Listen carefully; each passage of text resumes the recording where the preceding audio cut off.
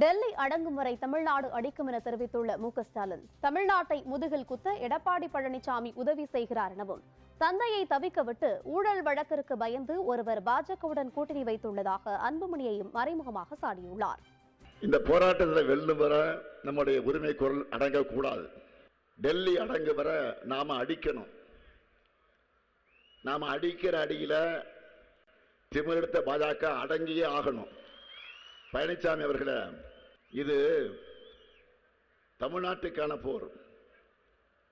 இதுலயாவது கொஞ்சம் சுயமரியாதையோடு நடந்துக்குங்க.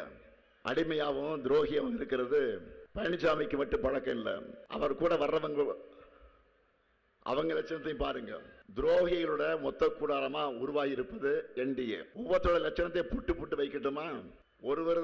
ஒவ்வொருவருடைய முதுகையா குத்திட்டு ஒருத்தர் இப்போ தமிழ்நாட்டோட முதுகலை குத்த தன்னுடைய முதுக பாஜகவுக்கு வாடகை விட்டு இருக்கிறார் பழனிசாமி.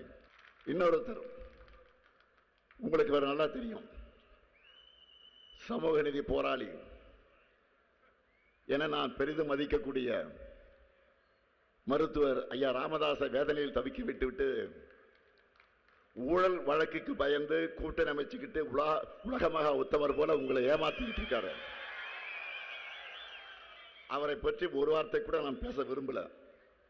அவரை பற்றி பேசினால் என்னுடைய தகுதி குறைஞ்சிடும்.